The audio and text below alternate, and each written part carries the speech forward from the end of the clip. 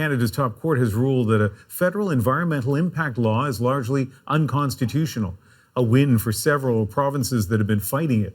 Erin Collins looks at what this means now for energy projects and the environment. A big win for Alberta's premier.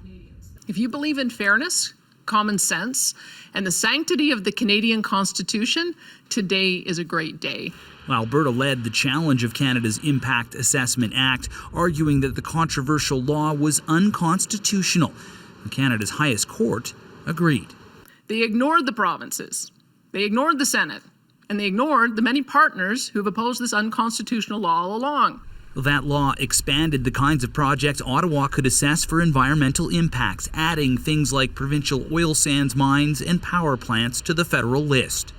Opponents branded Bill C69 the No More Pipelines Act, taking to the streets to oppose it before it became law.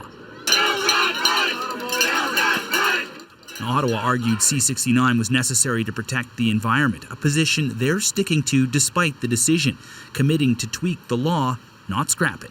In a few specific areas, adjustments to the act are necessary to make it clear that the legislation is more closely tethered to areas of federal jurisdiction. But overall, the court confirmed that the federal government has the authority to regulate assessments of major projects.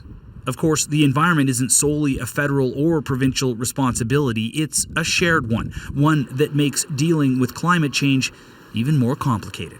We're in a bit of a hard place in Canada with the way in which our Constitution divides up pieces of the environment and then allocates it to different levels of government, let alone, Indigenous communities who have an integral role in this conversation. So the Impact Assessment Act may be unconstitutional, but for now, at least, it's still law, one that's going to need to be revamped on the fly.